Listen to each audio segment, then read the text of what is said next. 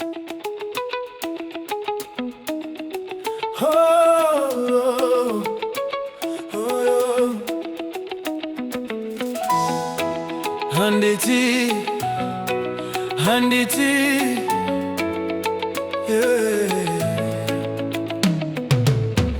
Handiti, handidere, ndakamira pana Jehova, zvose zvamakandifungira zvodzokera kwamuri. Vakati ndichawira pasi, asi ndakamira. Vakati ndichachema, asi ndiri kuseka.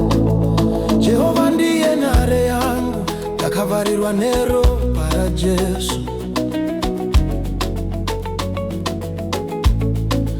Zvavakaronga usiku zvaparara masikati, miseve yavakapfura haina kundibata ini.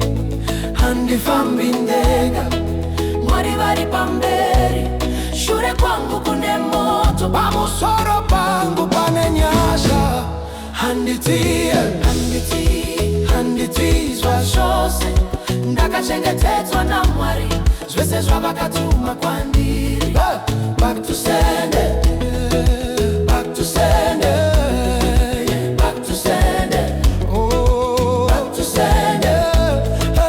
Handiti, handitizwa zvose, Jehova ndiye mudziviri, zvese zvavakaronga pamusoro pangu. Back to sender, muna Jesu, back to sender. Gore rinodze nditi eshi ndinopinda ndakasimba, handisi munhu wekutisidzirwa. Vakandichera makomba, asi ivo vakawiramo. Ndakapfekwa nhumbi dzokurwira, hapana zvandinozeza. Kana Mwari ari neni, ndiani angamira neni? Zvakaipa zvodzokera, uroyi unoparara. Ronga zvako asi zano raJehovha rinomira. Ndiri mwana waMwari, Ndakavharirwa, ndakafukidzwa, handibatiki.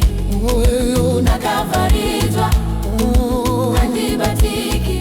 uyeyo, Ndakavharirwa, ndakafukidzwa, handibatiki. Handibatiki.